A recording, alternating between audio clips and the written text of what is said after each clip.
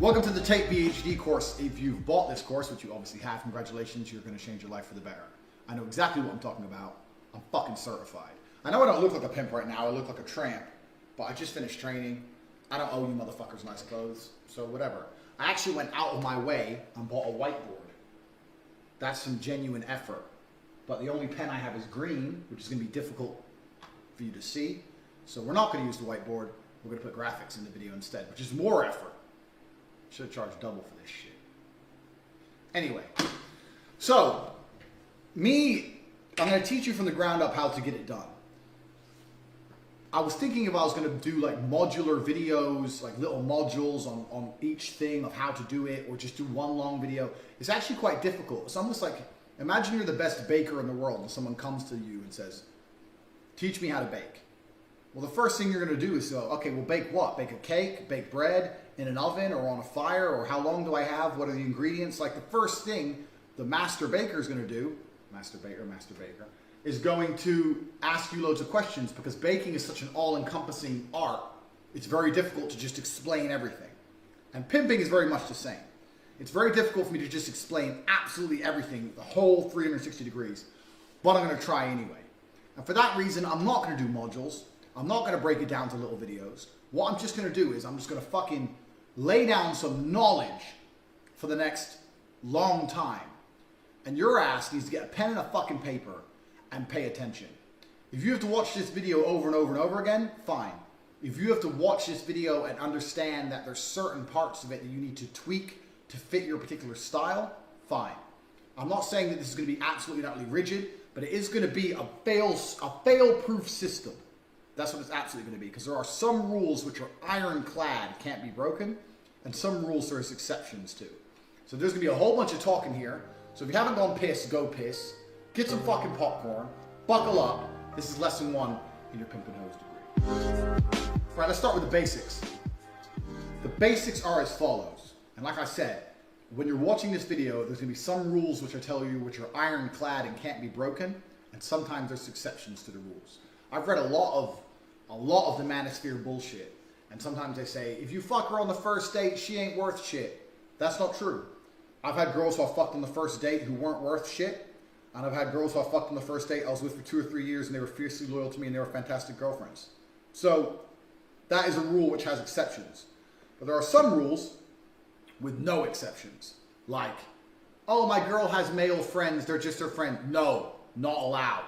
That is a rule that can never, ever, that cannot be broken. If you got your chick on lock and she's in love with you, she ain't interested in talking to no other fucking dude about Game of Thrones or some dumb shit. She's interested in talking to you and you only.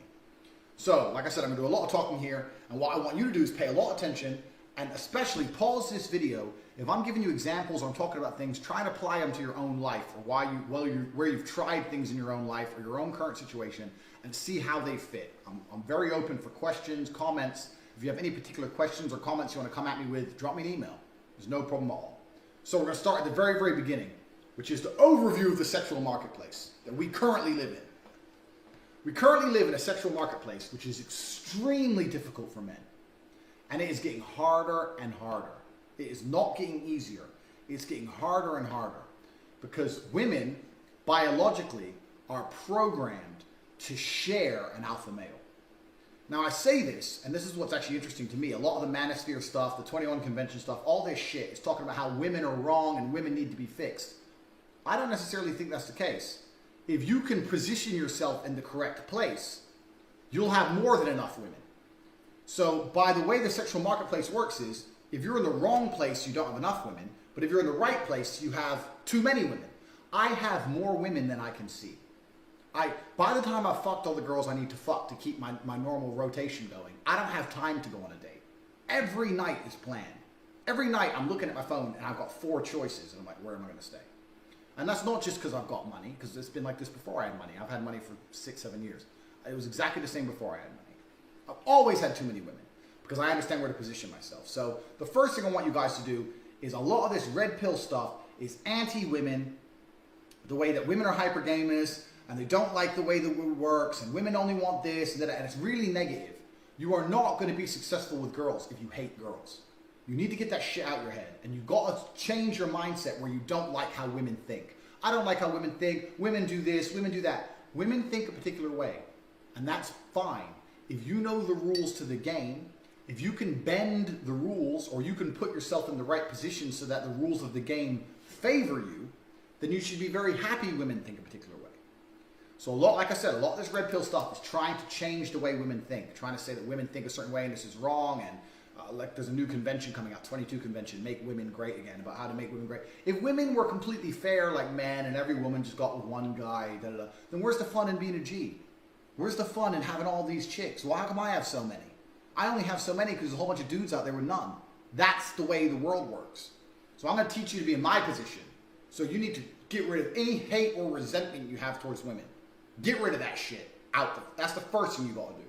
When you understand women better, you'll understand why they do what they do, and you'll understand how to position yourself so it suits you. So the sexual marketplace is very difficult for men. And the reason it's difficult for men is because men have one weapon in the battle for sex, and that is attention. All you can give a female is attention. Right. I'm going to take my jacket off quickly. Before I take my jacket off, let me just remind you this watch costs 30 grand. If that upsets you, get your money up. So all you have is your attention. So the basics of the sexual marketplace are as follows. You give your attention to a woman to get sex. And the woman gives you her sex to keep getting your attention. Attention into sex, and sex into attention. That's how it works. Men give their attention to get sex. Women give sex to get attention.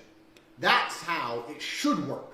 But the reason the sexual marketplace is so fucked is because there's too many women out there who get attention without giving sex. So previously, not too long ago, men didn't give a fuck about a girl they weren't banging. They didn't care. Why would you care about a girl you don't fuck? She ain't nothing to you. You don't see her. But now with Instagram, you got girls with millions of followers. Millions of men are giving her validation. Millions of men are liking her comments and liking her posts and commenting on her shit and telling her she's beautiful.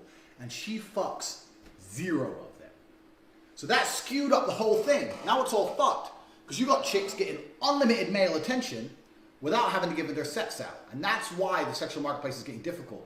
Because it's the whole fucking game, the fair equation has been completely skewed. Male attention is suffering from hyperinflation. Whereas male attention isn't worth shit anymore.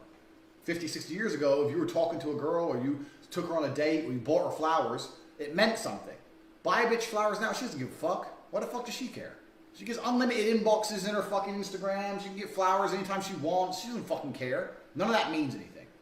So that's the sexual marketplace. So the number one game as a man is you need to attach some value to your attention. Your attention has to become more valuable. Because you have two choices. I'm assuming you motherfuckers are smart. I don't know all of you who've bought this. I know some of you have bought this. Some of you might be dumb. But if something hyperinflates, the choices are as follows. Imagine a currency. If a currency hyperinflates, you either do something to restore the value of that currency, or you give a lot more currency to get what you want. So my question to you is, if male attention's in hyperinflation, do you want to give loads more attention to try and get laid? Or do you want to attach a value to your attention so that you don't have to give very much at all, but you get what you want? The problem with giving loads more is you might not get laid. And then guess where you end up? The fucking friend zone. It's complicated. I'm single, guys. I'm single. Holy shit. What? Oh, no. We're really good friends. I took her here, I drove her there, I took her to the movies. Every time she called me, I was there. Every time she felt sad, I was there. And this bitch is sitting there going, well, he's there anytime I want him and I don't have to fuck him, so why would I fuck him? And she ends up fucking some guy who doesn't give a shit about her, and you're sitting there going, why would she fuck the guy who clearly doesn't like her? Because the guy who doesn't like her, his attention has a value because she can't get it very easily. Just like a currency, the only attention, anything only has a value through scarcity. So when you want to attach a value to your attention, you have to limit the attention you give a female. You cannot be running through the earth, throwing attention everywhere for fucking free, and expect a girl to give a shit that she's getting any. If she knows you give it to the walk, she doesn't